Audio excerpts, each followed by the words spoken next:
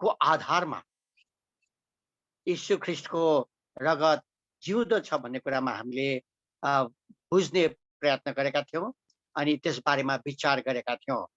अब यो विगतमा हामीले यीशु ख्रीष्टको रगत जुन जिउँदो छ भन्ने कुरामा जुन हामीले हेरेका थियौँ, त्यतिखेर हामीले दुईटा कुरालाई ख्याल गर्यौँ। एउटा त यीशु ख्रीष्ट स्वयं जीवित हुनुहुन्छ, जिउँदो हुनुहुन्छ। मृत्युमाथि उहाँले विजय हासिल गर्नुभएको छ, मृत्युमाथि विजयी हुनुभएको छ र उहाँ सबैले देख्ने गरेर त्यो जैतुन डाँडादेखि यानि कि अहिलेको यरुशलेम सहरदेखि पूर्वतिरको लगभग 2 किलोमिटर टाढा जतिको त्यो सानो डाँडाबाट 500 जना मान्छेहरूको अगाडिबाट स्वर्गतिर उचाली जानुभएको अनि त्यसपछि परमेश्वरको दाहिने बाहुलीपट्टि रहनु भएको अहिलेसम्म र बेला बखत मान्छेहरूलाई उहाँको दासहरूलाई जनहरूलाई उहाँले आफ्नो दर्शन प्रकाश पनि दिइराख्नु भएको मानिसहरूसँग आफ्नो आवाज दिएर कुराकानी पनि गरिराख्नु भएको हामीले सुन्दै आएका छौँ र त्यो एउटा प्रमाण भयो। यीशु ख्रीष्ट शरीर जिउँदो हुनुहुन्छ, त्यही भएर उहाँको शरीरमा भएका सबै थोकहरू पनि जिउँदा छन् भन्ने कुरा हामीले अस्ति गएको वचन सुनाएर बुझाइमा हामीले थाहा पाएका थियौँ। अनि अर्को पाटो चाहिँ नि के हो भने अनि यीशु ख्रीष्ट आफै शरीर यानि कि शरीर सहित उहाँ त स्वर्गलोकमा उचाली जानुभयो र परमेश्वर पिताको दाहिने हाततिर रहनु भएको छ भन्ने कुरा भयो। तर उहाँको रगत यस धरतीमा छ कि छैन त भन्ने कुरामा पनि हामीले इतिहास, पुरातत्व, थियोलोजिकल स्टडी अनि बायोलोजिकल प्रयोगशालामा भएको जीव विज्ञानको अध्ययन अनुसन्धान खोजमूलक अध्ययनबाट पनि त्यो प्रमाणित भइसकेको कुराबारे हामीले थाहा पाएका थियौँ, बुझेका थियौँ र यस धरतीमा यीशु ख्रीष्टको रगत अझ पनि जिउँदो छ। यीशु ख्रीष्टलाई मारिएको अहिले 2000 वर्ष जति पुग्यो र 2000 वर्ष भएर पनि यीशु ख्रीष्टको रगत अझसम्म यही धरतीमा जीवित छ, जिउँदो छ, तरोताजा छ, जुन चाहिँ नि एकदमै आश्चर्यको कुरा हो, एकदमै अचम्मको कुरा हो।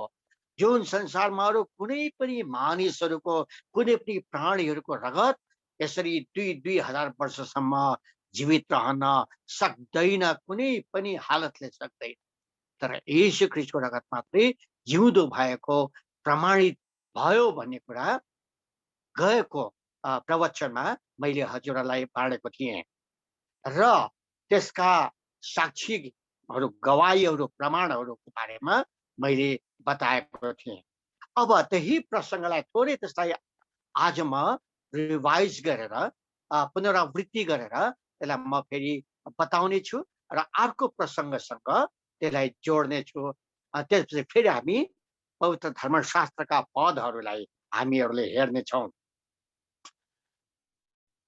गएको समयमा जब मैले वचन बाँड्दै थिएँ हजुरहरू समक्ष मैले के भन्दै थिएँ भने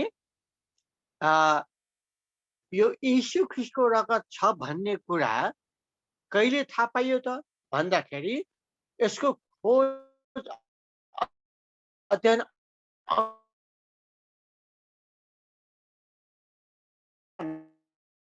हुन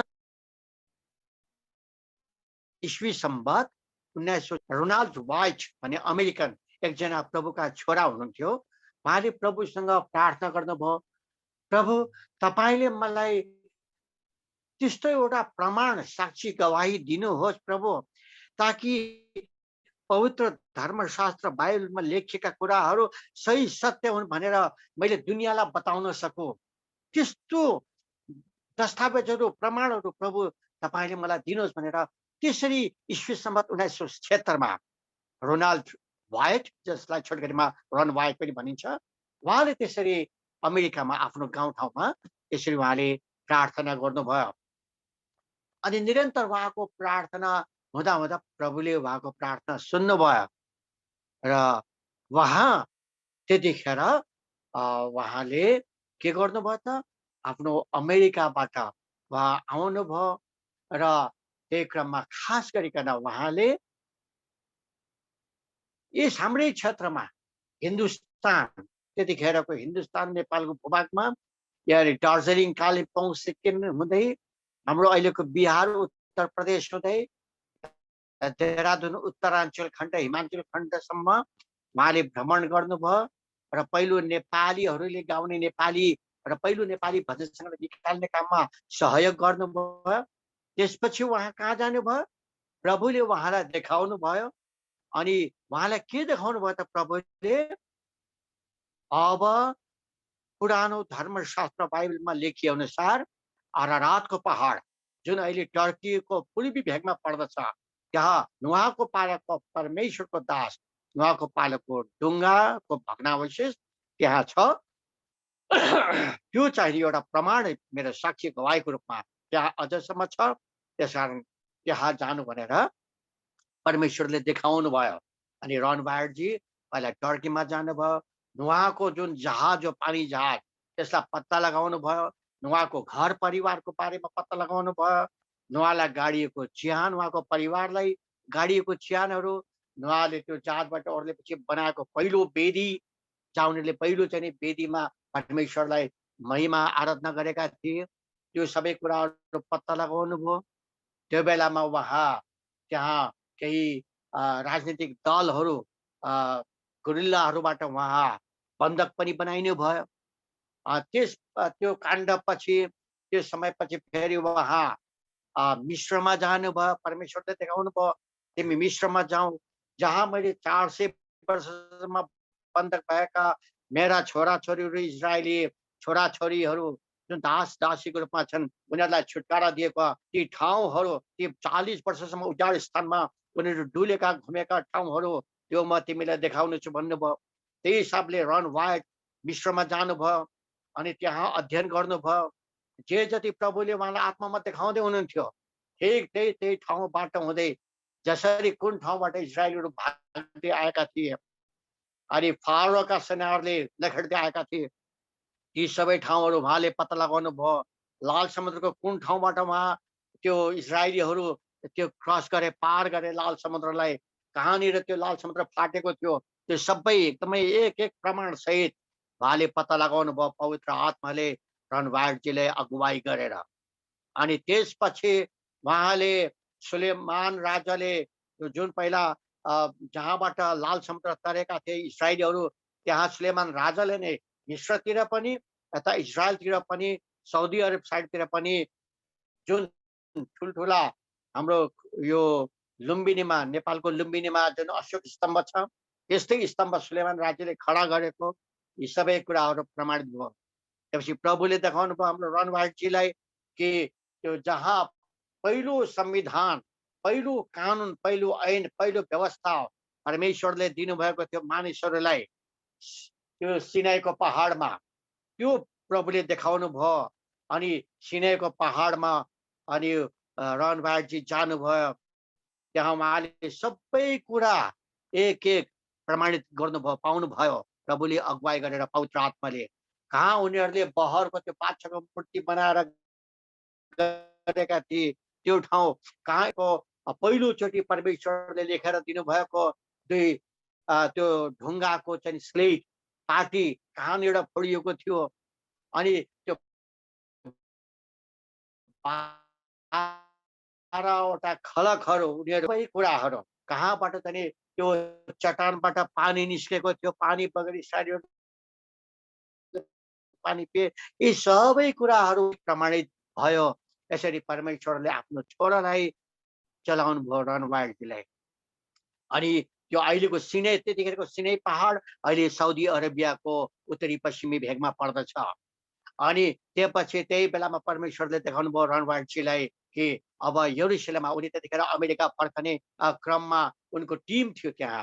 यहाँ रणवायरसँग उहाँको दुईटा छोराहरू, रोनाल्ड वायरसँग उहाँका दुईटा छोराहरू डेनी र रनी, दुईटा छोराहरू थिए अनि अरू पनि हुनुहुन्थ्यो। अनि उहाँको छोरो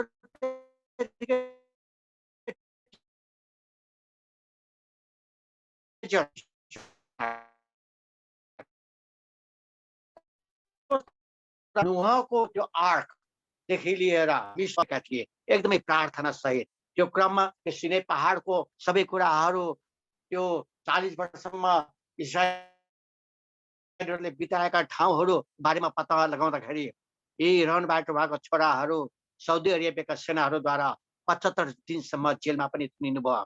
झन्डै मारिनु भएको, मारिनलाई अन्तिम अवस्थासम्म पुर्याइसके पनि परमेश्वरले बचाउनु भयो। त्यसपछि रहनवाडजीहरू फेरि जोर्डन हुँदै यरुसलेममा आएर अनि इस्रायलमा आएर फेरि अमेरिका फर्कनु पर्ने क्रममा त्यतिखेर परमेश्वरले फेरि रहनवाडजीलाई के देखाउनु भयो? जब रहनवाडजी त्यो बाटोमा यरुसलेमको पुरानो यरुसलेमको पर्खालको बाहिरपट्टि सहर बजारको बाटोतिर हिँड्दै हुनुहुन्थ्यो, तब अचानक उहाँले नसोचेको कुरा, अचानक उहाँको देब्रे हात अचानक गयो एउटा गुफा ओडार जस्तोतिर अनि उहाँको मुखबाट निस्क्यो, यहीँनिर हो यो हेजेकियाको जेडेकियाको यो गुफा भएको, ओहो अनि यहीँनिर चाहिँ नि उसको गुफा छ, यतै तिनी कतै करारको सन्दुक हुनुपर्छ भनेर अनायासै उहाँको मुखबाट फुत्क्यो। उहाँको हातले पनि त्यतै देखायो। त्यो बाटोमा हिँड्दा हिँड्दै अनि यस्तो कुरा भयो। हुन त यो कुरा पहिला पनि 1874 मा लगभग त्यसको 100 वर्ष अगाडि नै यो कुरा एउटा ब्रिटिस जर्नल विलियम गॉर्डनलाई पनि प्रभुले देखाउनु भएको थियो। अनि त्यो गॉर्डनजीले पनि गलगथाको ठाउँ, त्यो खप्परे भन्ने ठाउँ, अनि क्रिस्टलाई क्रुसमा टाँगिएको ठाउँ, गाडिएको ठाउँ, बगैँचाको ठाउँ उहाँलाई पनि देखाउनु भएको थियो। तर उहाँले जनरल गॉर्डनले उत्खनन गर्न पाउनु भएन। अनि जनरल गॉर्डनलाई पछि इजरायलबाट विशेष कारणवश लडाइँ चले सुडानमा, अनि सुडानमा पठाउँदाखेरि जनरल गॉर्डनको त्यही लडाइँमा मृत्यु भयो। त्यो उत्खनन गर्न पाउनु भएन। तर उहाँले आफ्नो जुन डायरीमा लेख्नुभयो, आफ्नो साथीले लेख्नुभएको चिठीमा जुन ब्रिटिस अहिलेको बेलायतको लाइब्रेरीमा छ पुस्तकालयमा, त्यहाँ यी साक्षी गवाईहरू छन्। अनि मक्काबिसको पुस्तक, बखारको पुस्तक यिनीहरूमा यसबारेमा छ। अनि त्यही हिसाबले रहनबाटपछि फेरि अमेरिकामा आफ्नो घर फर्केर अनि सबैलाई प्रार्थनाका विषयहरू यो विषय राखेर अनि केही त्यसको लागि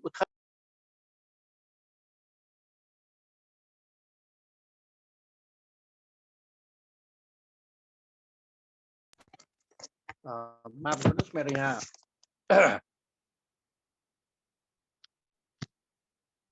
माफ गर्नु होला, मेरो अचानक यहाँ अरू डिस्टर्ब आयो।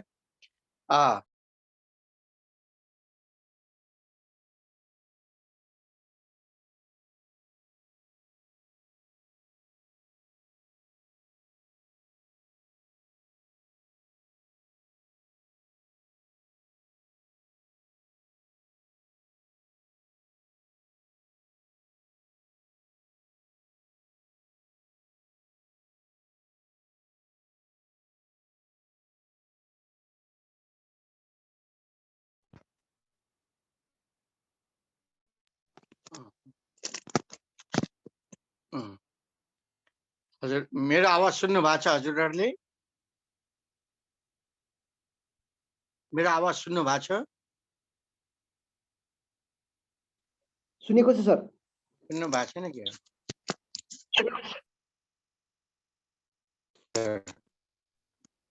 हजुर।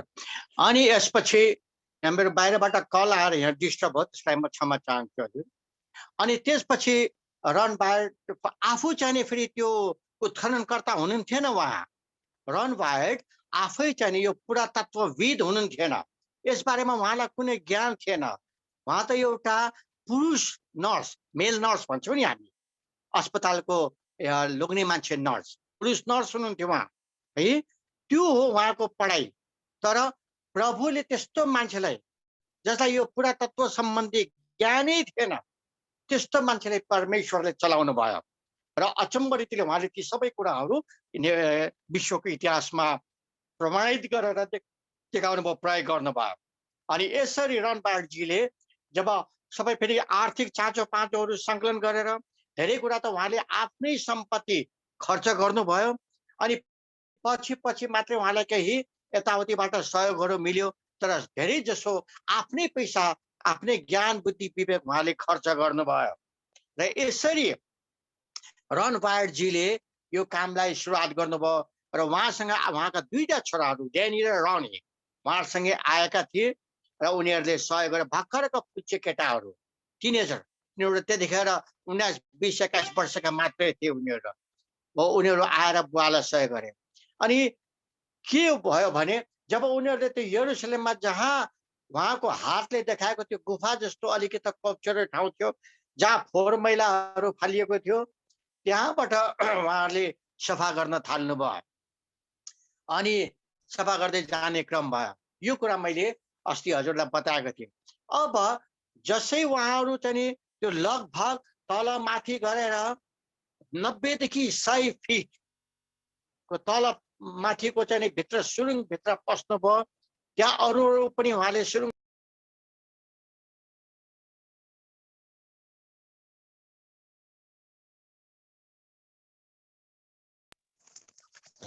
अनि यी सबै कुरा फेला पार्नु भएको थियो। हो यो सबै कुराबाट उहाँहरूले भित्र पसिसकेपछि अनि के देख्नुभयो भन्ने कुरा पनि मैले अस्ति हजुरलाई बताएको थिएँ। उहाँहरूले त्यहाँ के देख्नुभयो? सबभन्दा पहिला छालाहरू देख्नुभयो, कुहिएको सडेको छाला, मान्छेहरूको हाडहरू देख्नुभयो। त्यसपछि उहाँहरूले त्यहाँ केही काठहरू देख्नुभयो, केही भाँडाहरू देख्नुभयो, केही तिबेरियस राज्यको पाला हामी बाइबलमा पढ्छौँ तिबेरियस राज्यको पालाको त्यतिखेरको सिक्काहरू उहाँले फेला पार्नुभयो। अनि त्यतिखेरको अनारको आकारका विभिन्न भाँडाकुँडाहरू अनि त्यसका चिजहरू अरू खानेकुराहरू खाद्यान्नहरू पनि त्यो गुफाभित्र यहाँहरूले फेला पार्नुभयो। अनि त्यतिखेर केही फलामका चट्टानमाथि यो फलामहरू गाडिएको पनि देख्नुभयो उहाँहरूले। अनि त्यस्तो गर्दै गर्दै भित्र अनि भित्र 3-4 पत्र त भित्र अर्को पर्खाल लगाइएको थियो। अनि त्यो भित्र गएपछि अनि उहाँले के जुन फेला पार्नुभयो हो त्यो अस्ति मैले हजुरलाई बताएको थिएँ। त्यसमा म आज लामो जान चाहन्न। त्यतिखेर उहाँहरूले चाहिँ जुन देख्नुभयो त्यतिखेर त्यहाँभित्र पस्नेहरू जो त्यहाँका मजदुर थिए, त्यहाँको अरेबियन मजदुरहरू प्यालेस्टिनियनहरू हुन्। अनि उनीहरू पनि त्यहाँभित्र पस्न डराएर अन्तिम अवस्थामा पस्न डराएर उनीहरू भित्र पस्न काम गर्न छोडे। अनि उहाँको छोरालाई पसाल्नुभयो उहाँले, उहाँ आफै जानुभयो। रन वाइल्ड पनि त्यहाँभित्र पसेपछि उहाँ यो सुन्नुभएको त्यहाँको हावा त्यहाँको वातावरण त्यस्तो थियो। रन वाइल्ड आफै पनि जब त्यहाँभित्रको दृश्य उहाँले देख्नुभयो उहाँ आफै पनि 45 मिनट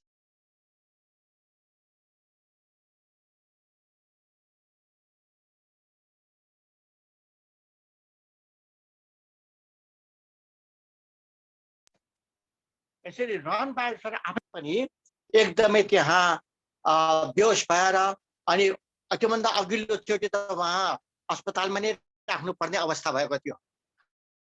अनि यो किसिमले त्यहाँ घटनाहरू घटेका छन्। त्यही पनि उहाँले त्यहाँ छालाहरू पशुहरूका छाला, ती छालाहरू तल भुइँमा पनि ओछ्याइएको अनि विभिन्न सामानहरू जुन थिए सामानहरूलाई पनि पशुहरूका छालाहरूले छोपिएको। अनि ती छालाहरू पशुका छालाहरू अनि ती काठहरूलाई छुँदाखेरि तिनीहरू एकदमै मकिएका धुलो भएका त्यस्तो पाउनुभयो। अनि त्यसपछि के हुन्छ अनि उहाँले अनि देख्नुभयो टर्चहरू बालेर फ्ल्यास लाइट बालेर हेर्नुभयो एकदमै चम्केको सुनौलो रङहरू चम्केको रिफ्लेक्ट भएको परावर्तित भएको उहाँहरूले पाउनुभयो। अनि त्यसपछि हेर्दाखेरि त साँच्चै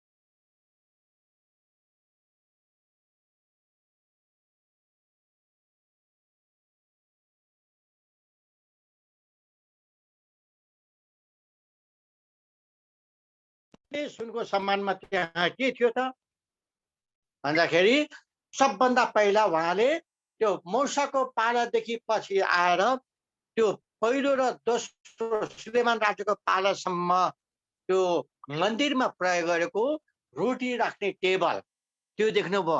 एकदमै निखुर सुनको, त्यो सुनमा कुनै दागहरू लागेको थिएन, एकदमै राम्रो अवस्थाको थियो।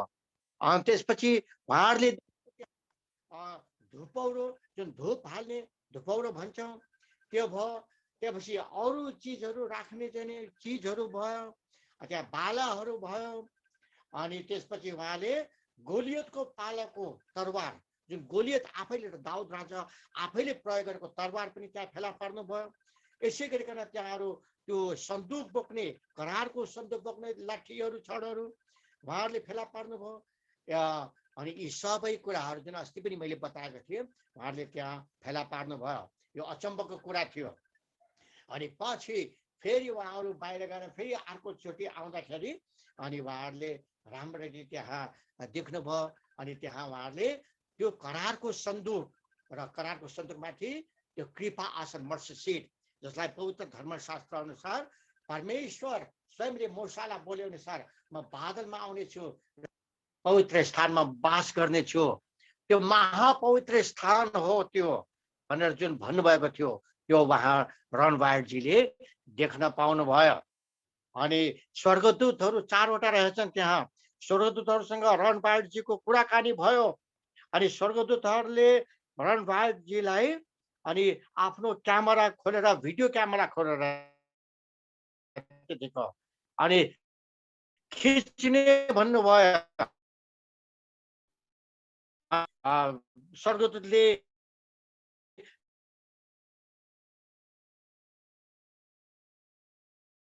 पालोको शिलाले त्यो खिच्नुभयो, क्यामेराले शिलाले खिच्नुभयो। अनि स्वर्गदूतहरूले उहाँलाई भने कि यो हाम्रो जिउँदो परमेश्वरको यो समयहरू, महापवित्र स्थानमा हुनुपर्ने यो पवित्र समयहरू सुरक्षा गर्नका लागि हामी पहिलेदेखि नै खटिएका थियौँ, अहिलेसम्म सुरक्षा गरिरहेका छौँ र परमेश्वरले यी चिजहरू अझसम्म सुरक्षित छन् है भनेर संसारलाई साक्षी गवाहीको रूपमा जानकारी दिनको लागि आज तिमीलाई पठाउनु भएको, तिमीले यो खिच भनेर रणवायरजीलाई स्वर्गदूतले भन्नुभयो। अनि रणवायरजीले त्यो खिच्नुभयो। अनि त्यसको साथसाथै त्यहाँ कालो कालो धप्पा लागेको त्यो करार सन्दुकमा, कृपा आसनमा, अनि त्यो ढुङ्गाको सन्दुक, ढुङ्गाको बाकसमा, अनि चट्टानमा कालो खैरो धप्पा लागेको चिज पनि देख्नुभयो। अनि उहाँको आत्मामा परमेश्वरले पहिले बोल्नुभयो, यीशु ख्रीष्टको रगत हो भनेर। स्वर्गदूतहरूले पनि त्यही भन्नुभयो।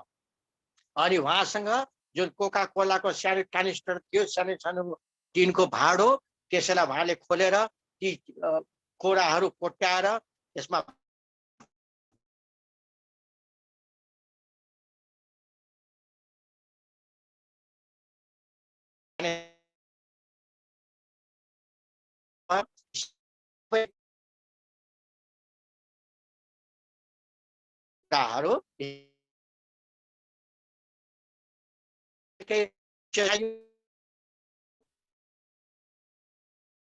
पछि प्रयास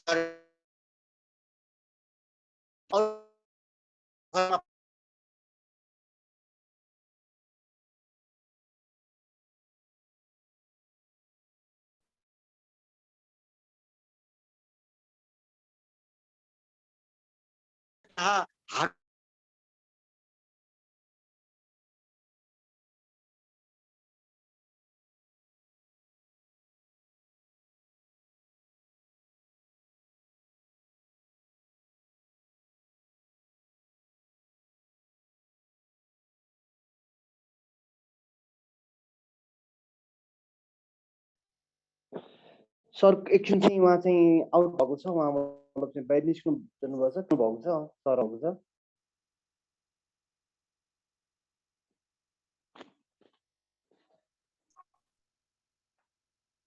छ। सर समेटिन सक्नुहुन्छ सर?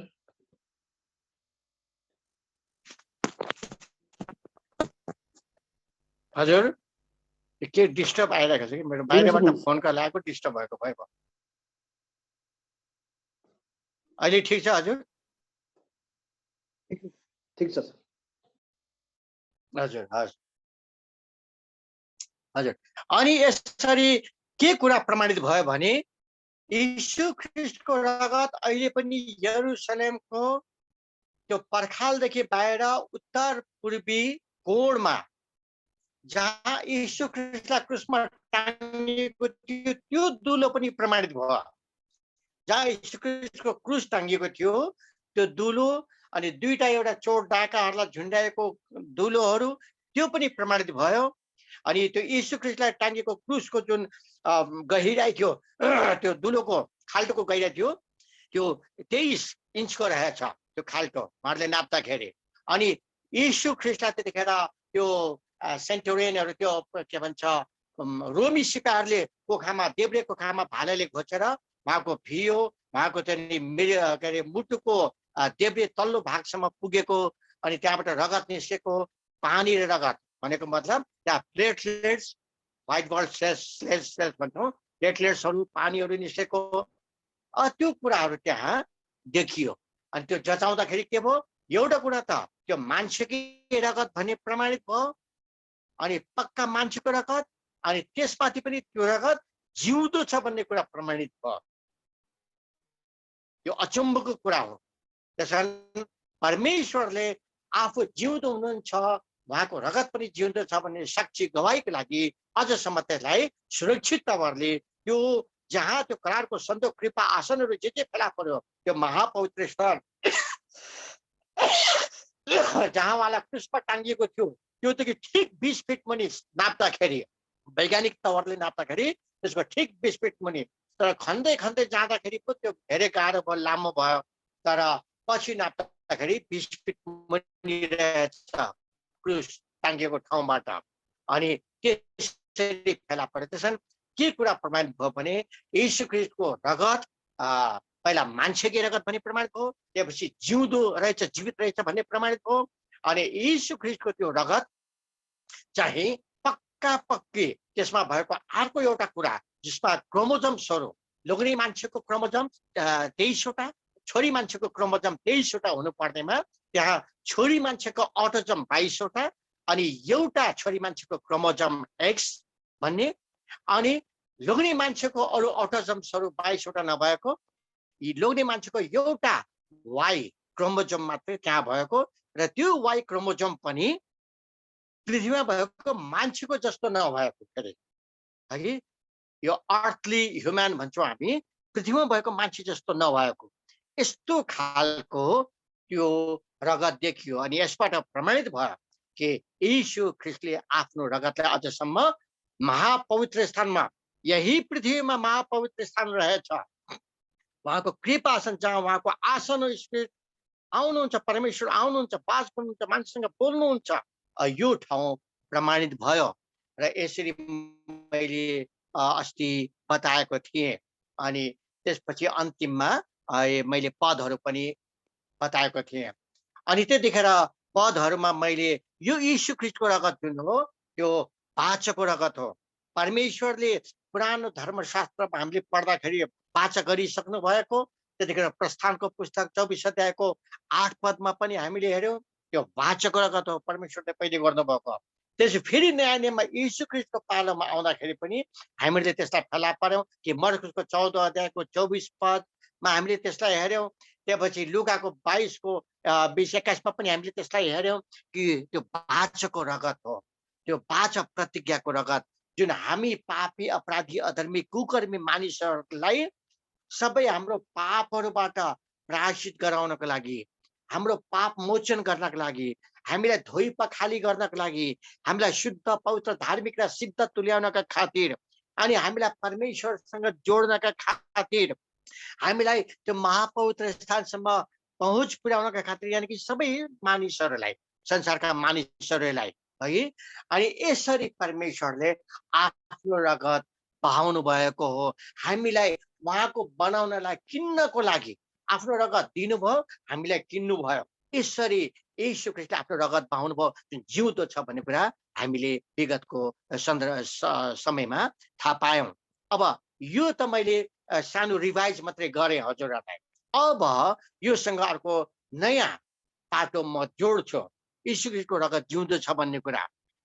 अब यसको अरू थुप्रै कुरा छ। अनि परमेश्वरले यीशु ख्रीष्टले यो स्वर्गदूतहरू जुन थिए त्यहाँ गुफाभित्र महापवित्र स्थानमा उहाँले रन वायर्ड सरलाई के पनि भन्नुभएको रहेछ भने जे जति कुराहरू तिमीले देखेका छौ सबै कुरा अहिले संसारलाई नबताऊ उहाँले चाहनुभएको त सरले कि म जति कुरा थियो त सबको डिटेलमा मैले संसारलाई बताइदिउँ, जे मैले फोटोहरू खिचेको छु, डकुमेन्ट्रीहरू छ, सबै कुरा मैले बताइदिउँ भन्ने उहाँको चाहना थियो। तर परमेश्वरले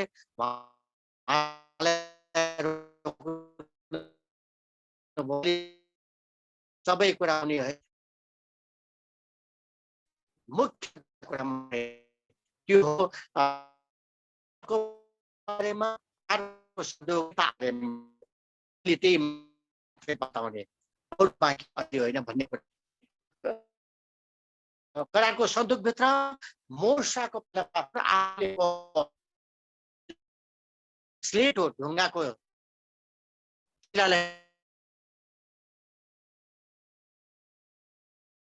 र हाम्रो साक्षी गवाई दुनियाँले परमेश्वरले राम्रो योजना बनाएर सबै व्यवस्थापन। अनि अर्को कुरा जहाँ त्यो बन्दुक थियो अनि मर्सी सिट कृपा आसन थियो, त्यहाँनिरको सबै कुरा एकदमै राम्रो व्यवस्थित ढङ्गले मिलाइ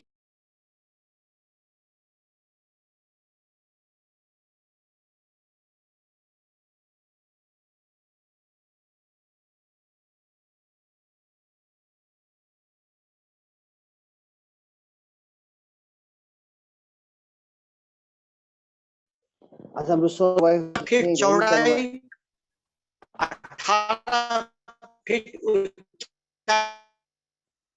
र 20 फिट लम्बाइ त्यतिको लामो त्यो सन्दुकको रहेछ भन्ने पनि पक्का थाहा भयो। अब आयो, अब यो कुरा फेरि यस्तै खालको रगत अरू देशमा पनि देखियो। अब यो अर्को कडी हो, अर्को पाटो हो, यस्तै खालको रगत। त्यो कहाँ देखियो? बोलिभिया भन्ने देशमा देखियो, मेक्सिको भन्ने देशमा देखियो, युएसए मा देखियो, इटालीमा देखियो, अस्ट्रेलियामा देखियो र अरू ठाउँमा पनि देखेका छन्। तर अरू ठाउँको अझै पुरा त्यो मैले पाएको छुइनँ।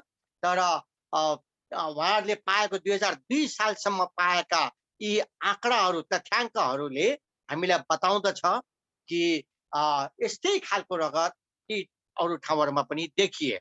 अब यसमा चाहिँ नि हजुरहरूलाई बताउनु पर्दाखेरि एउटा अचम्मको घटना घटेको छ। हजुरहरूले सुन्दै हुनुहुन्छ मेरो आवाज?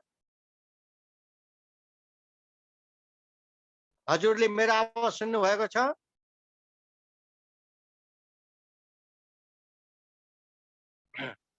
हजुर, अब अर्कोतिर के भएको छ भने मेक्सिकोमा एउटा गिर्जा घरमा अस्ति हामीले मर्कुस र लुकामा पढेका थियौं कि प्रभु श्री आफैले भन्नुभयो कि यो मेरो रगत, यो बाछोको रगत हो, तिमीहरूले अक्सर सम्झनामा पिउने गर भन्नुभएको छ हो। अनि त्यस्तै खालको चाहिँ नि के भयो भने मेक्सिकोको एउटा मण्डली भवनमा प्रभु भोज गर्ने बेलामा त्यहाँ जुन उहाँले सानो सानो रोटीको टुक्रा बाँड्नुहुन्थ्यो अनि सानो सानो ग्लासमा त्यो शरबत बनाएर बाँड्नुहुन्थ्यो।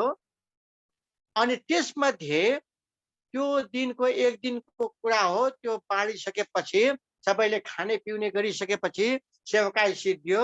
तर एकजना मान्छेले आफूलाई म गल्ती छु, मेरो कमी कमजोरी छ, आज म यो प्रभु भोज खान्न भनेर रोटी त लिनुभयो उहाँले, अनि त्यो रस पनि लिनुभयो। अनि उहाँले के गर्नुभयो, त्यो ग्लासको रसमा त्यो रोटीको सानो टुक्रा त्यही हाल्नुभयो अनि त्यो त्यतिकै छोडेर उहाँ जानुभयो। अनि त्यहाँ चाहिँ पछि त्यो मण्डली भवन सफा गर्ने क्रममा त्यहाँ जुन सेविका हुनुहुन्थ्यो त्यो सेविकाले के सोध्नु भने ओहो कसले छोड्यो यहाँ यो सानो रोटीको टुक्रा र यो रस शरबत कसले छोड्यो ओहो भनेर उहाँले त्यसमा कुनै विशेष रहस्य छ कि भन्ने उहाँलाई त्यस्तो लागेछ। र त्यो सेविकाले त्यसलाई आफ्नो गिर्जाघरको मण्डली भवनको एउटा दराजमा एकदमै सुरक्षित साथ राख्नु भएको छ। त्यो दिन सरसफाइ गर्नुभयो, जानुभयो, भाँडाकुँडा धुनुभयो, जानुभयो। अब त्यसपछि अर्को हप्तामा जब उहाँ सरसफाइ गर्न आउनुभयो तब उहाँले सरसफाइ गर्ने क्रममा त्यो दराजमा पनि उहाँले सरसफाइ गर्नुभयो र त्यो जुन ग्लासमा राखेको रोटी र चाहिँ त्यो ग्लासको जुन शरबत थियो त्यो हेर्दाखेरि त एकदमै दङ्ग पर्नुभयो, छक्क पर्नुभयो उहाँ सेविका। के देख्नुभयो? त्यो शरबत एकदमै रातो रगत जस्तै रहेछ। अनि त्यहाँभित्र जुन रोटी राखेको थियो त्यो रोटी पनि आँखा उडी थियो तर मासु जस्तो देखिन्छ। ल हेर्नुहोस् त कस्तो अचम्मको कुरा। अनि यस्तो खालको चाहिँ दृश्य देख्नुभयो। अनि त्यहाँ एकदमै हङ्गामा मच्यो, हल्ला ठुलो भयो त्यहाँ। अनि त्यसको चर्चा ठुलो भएपछि त्यहाँ अब पछि गएर त्यहाँको चाहिँ ठुलो ठुलो गुरुबा गुरु आमाहरू हुनुहुन्थ्यो, धर्म गुरुहरू, त्यहाँको के अरे बिसप, के भन्छ रेभरेन्टहरू, त्यहाँबाट एल्डर डिकन्सहरू, पास्टरहरू जो जो हुनुहुन्थ्यो, यी सबैजना मिलेर अनि यो के भएको भनेर उहाँले एकदमै प्रार्थना सहित उहाँहरू अध्ययन अनुसन्धानमा खोज्नतिर लाग्नु भएछ। अनि त्यो खोज्ने क्रममा के भयो, पछि यो कुरा बाहिर पनि चर्चा भयो। अनि त्यहाँको सरकारले यो कुरा थाहा पायो। अनि सरकारले त्यो चाहिँ आफ्नो कब्जामा लियो।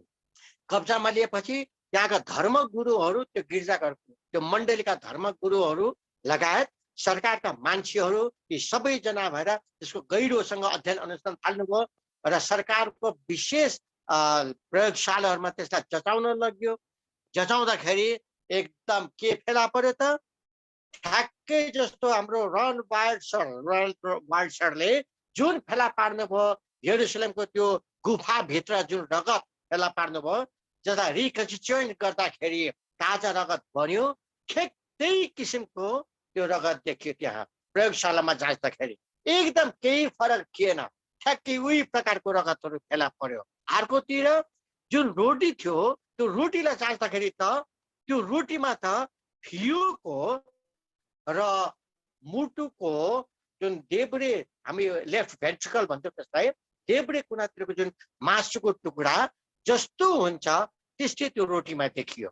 अनि यसबाट एकदमै त्यहाँ हाहाकार मच्यो, सबै एकदमै छक्क परे, आश्चर्य भए। यो त एकदमै आश्चर्य कुरा थियो, अनौठो कुरा थियो। अनि यी सबै कुराहरू भइसकेपछि एकदमै नास्तिक, कट्टर भौतिकवादी नास्तिकहरू जस्तै ईश्वरलाई नै मान्दैन थियो त्यस्ताहरूले पनि सबैले जाँचे र सबैजना दङ्ग परे। यो के हो, कस्तो अचम्मको कुरा। अनि त्यो सेविकाले एकदमै परमेश्वरको डर भए मानेर प्रार्थना सहित जे उनले गरेकी थिइन् ती सबै कुराहरू बताएकी थिइन्, उनले गरेको सत्य सही कामहरू बताएकी थिइन्। तर त्यो रगत चाहिने के भयो, त्यो शरबत र रोटी पनि मान्छेकै रगत र मान्छेकै मासुको रूपमा देखा पर्यो एकदमै जाँच्दाखेरि।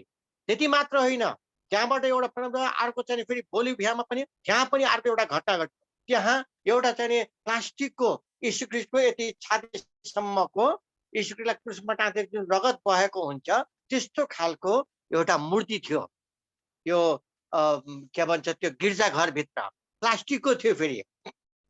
तर एकचोटि के भयो भने त्यो मूर्तिबाट, त्यो प्लास्टिकको मूर्तिबाट एकदमै साँच्चैको रातो रातो पानी जस्तो, रातो रगत जस्तो चुहिएको देखे मान्छेहरूले, यानि कि त्यहीको विश्वासीहरूले।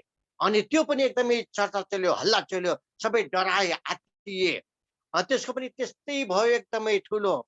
अनि हङ्गामा चल्यो। त्यसलाई पनि फेरि त्यहाँको धर्मगुरुहरूलाई, मण्डलीहरूका सबै लगायत इसाईहरू जनहरूले, जुन विज्ञहरू हुनुहुन्थ्यो उहाँहरू लगायत अनि सरकारका मान्छेहरू सबैले त्यसलाई पनि लगेर एकदमै ठुल्ठुलो हाम्रो आजकल स्क्यान गर्दै भन्छौँ नि, विशेष खालको एक्सरेहरू त्यस्तो खालले गर्यो। तर भित्र अरू केही पनि देखिन, खालि प्लास्टिकै हो। तर त्यो टाउकोबाट एकदमै जुन रातो चुहिएको थियो तरल पदार्थ, त्यो जाँच्दाखेरि त पक्का रगत, मान्छेकै रगत।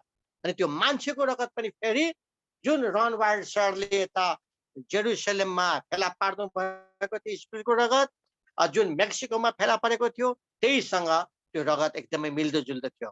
यही हिसाबले अमेरिकामा पनि, इटालीमा पनि उहाँहरूको गिर्जामा रेलिक्स भन्ने हुन्छ, एउटा विशेष धार्मिक पवित्र वस्तु हुन्छ गिर्जाघरमा राख्ने, ठडाएर राख्ने हो। त्यहाँभित्र पनि यस्तै रगतका छिटाहरू देखिए।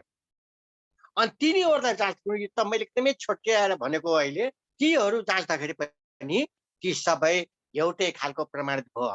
त्यसकारण देश विदेशमा पनि विभिन्न ठाउँमा, विभिन्न समयमा, विभिन्न तरिकाद्वारा यीशु ख्रीष्टको रगत जिउँदो भएको प्रमाण वैज्ञानिक हिसाब किताबले, जीव विज्ञानको आधारमा पुरातात्विक आधारमा हरेक तरवारले उहाँको जिउँदो रगत यस धरतीमा छ, रहँदो रहेछ र परमेश्वरले ठाउँ ठाउँमा उहाँको साक्षी गवाईको लागि आफ्नो रगत प्रस्तुत गर्नु हुँदो रहेछ, ताकि मान्छेहरूले जानुन्, बुझुन्, चिनुन्, सत्य सही जीवित परमेश्वरलाई थाहा पाउन् भनेर उहाँले यसरी देखाउनु हुँदो रहेछ भन्ने कुरा मैले आज एकदमै यो दोस्रो कडीलाई एकदमै छोटकरीमा हजुरहरू समक्ष राखेँ। र विगतमा हामीले पढेका थियौँ प्रस्थानको पुस्तक 24 अध्यायको 8 पदमा उहाँको यो रगत बाछाको रगत हो भनेर। त्यसपछि मर्कुसको 14को 24मा पनि हामीले पढेका थियौँ उहाँ आफैले बाछाको रगत हो भनेर भन्नुभएको यीशु ख्रीष्टले। त्यसपछि लुकाको 22 अध्यायको 20 पदतिर पनि हामीले उहाँले बाचा गरेको रगत हो, यो मेरो करारको रगत हो भनेर भन्नुभएको कुरा हामीले पढेका थियौँ। र साँच्चै नै उहाँको जुन जिउँदो रगत हो यो साँच्चै नै उहाँले आफैले बाचा गरेर करार गरेर हामी संसारभरिका पापी अपराधी अधर्म कुकर्मी मान्छेहरूको मुक्तिको लागि उद्धारको लागि हामीलाई शुद्धिकरण गर्न पवित्रकरण गर्न हामीलाई धार्मिकतापूर्वक न्याय दिलाउनको लागि महापवित्र स्थानसम्म स्वर्गसम्म परमेश्वरसम्म पहुँच पुर्याउनका खातिर स्वर्गसम्म पुग्नका खातिर अनि उहाँले बहाउनु भएको यो एकदमै महत्त्वपूर्ण अमूल्य रगत हो भन्ने कुरा यो घटनाक्रमहरूबाट मैले हजुरहरूलाई आज बताएँ। अब हामी हेर्नेछौँ आज पवित्र धर्मशास्त्रमा यसकै सन्दर्भमा मैले अस्ति पनि भनेको छु यसको 12वटा एपिसोडहरू छन्, 12वटा भागहरू छन्, यस्तै कडीहरू जोड्ने कुराहरू 12वटा छन्। अब आजसम्म मैले एकदमै छोटकरीमा यो हाम्रो वचनको भाग सेवा समितिको वचनको भाग भएको हुनाले मात्रै मैले एकदमै छोटकरीमा अहिले बताएको, डिटेलमा म अझ गएको छैन। त्यसको हरेक टाइम टेबलहरू डेटहरू मन्थ मतलब वर्षहरू समयहरू त्यतातिर म गएको छुइनँ, त्यसको के भन्छ प्रक्रिया विधिहरूतिर म गएको छुइनँ। आज एकदमै छोटकरीमा जोडिदिएको कुरा मात्रै हो। हामी हेर्नेछौँ लेवीको पुस्तक हेर्नेछौँ आज। लेवीको पुस्तकमा 16 अध्यायको लेवीको पुस्तक 16 अध्यायको 1 र 2 पहिला हेर्नेछौँ हामीले। 16 अध्यायको 1 र 2 हजुरहरूले पाइबक्सनु भयो। लेवीको पुस्तक 16 अध्यायको 1 र 2 पाइबक्सनु भयो हजुरहरूले। अब म पढिदिनेछु सबैको लागि। अनि परमप्रभुको सामु धूप चढाउँदा मरेका हरुनका 2 छोराहरूको मृत्युपछि परमप्रभुले मूसासँग कुरा गर्नुभयो। अनि परमप्रभुले मूसालाई भन्नुभयो, आफ्नो दाजु हरुनलाई भन्, बीचको पर्दाको भित्रपट्टिको पवित्र स्थानमा सन्दुक माथि राखिएको कृपा आसनको सामु हर समय नआओस्, नत्र ऊ मर्नेछ, किनकि कृपा आसन माथि म बादलमा देखा पर्नेछु। आमेन। यस वचन पढाइमा परमेश्वरले हामी सबैलाई आशिषित तुल्याउनु भएको होस्। र यो प्रभु यीशु ख्रीष्टको रगत कहाँ देखियो त? अहिले कृपा आसन माथि देखियो। मर्सी सीट भन्छौँ हामी इङ्ग्लिसमा, यानी कि करारको सन्दुक माथि देखियो। त्यो ढुङ्गाको के भन्छ त्यो ढुङ्गा माथि देखियो, चट्टानमा देखियो ईश्वरको रगत। अनि पहिला पुरानो नियम कालमा, यो त पुरानो नियम कालको कुरा हो, यहाँ के बनेको छ, जुन पशु पक्षीको रगत त्यतिखेर काटेर रगत छर्कने चलन थियो नि, त्यतिखेर यहाँ भनिएको छ परमेश्वर आफैले कि त्यो रगत भित्रपट्टिको पवित्र स्थानमा सन्दुकमाथि राखिएको कृपा आसनको सामु राख्नु पर्दछ।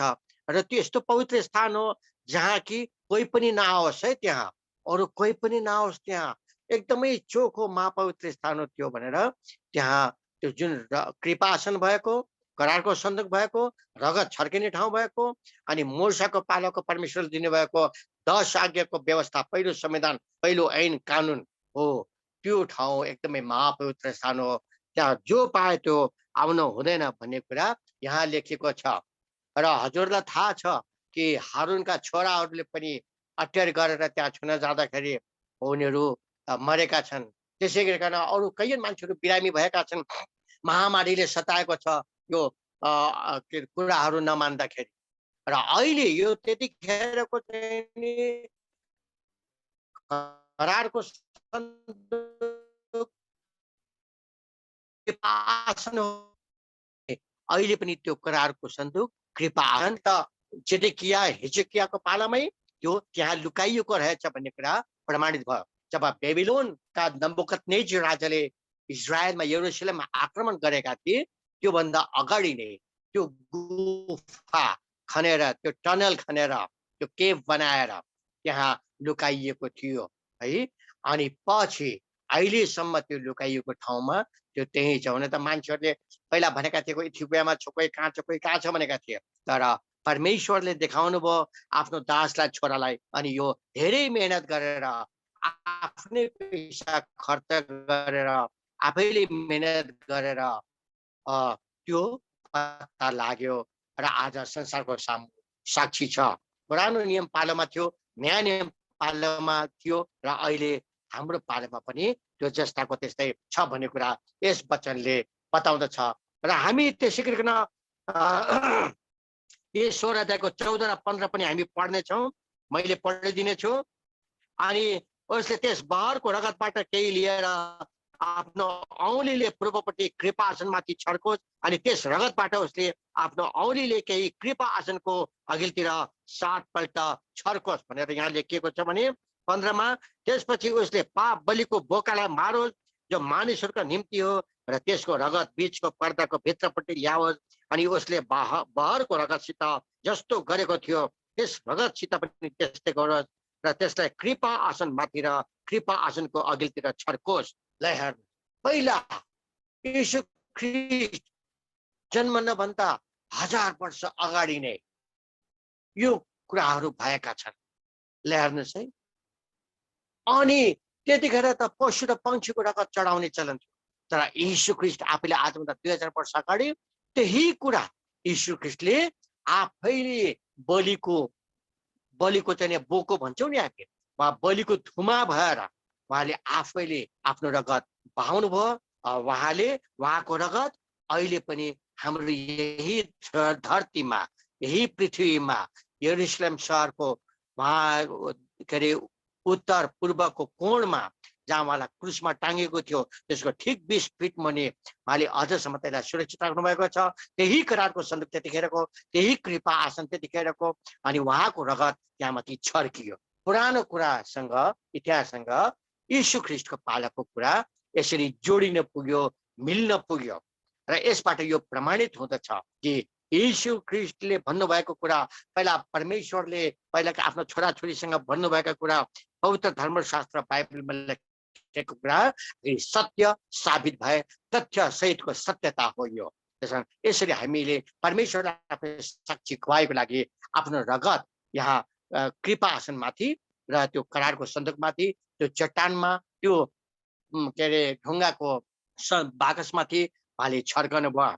त्यो पहिलाको यो कडी हो, त्यो जोडिएको कडी यहाँबाट हामीले थाहा पाउँदछौँ। अब यसै गरिकन हामीले यसलाई हेर्दाखेरि अझ हामीहरू अगाडि बढ्नेछौँ।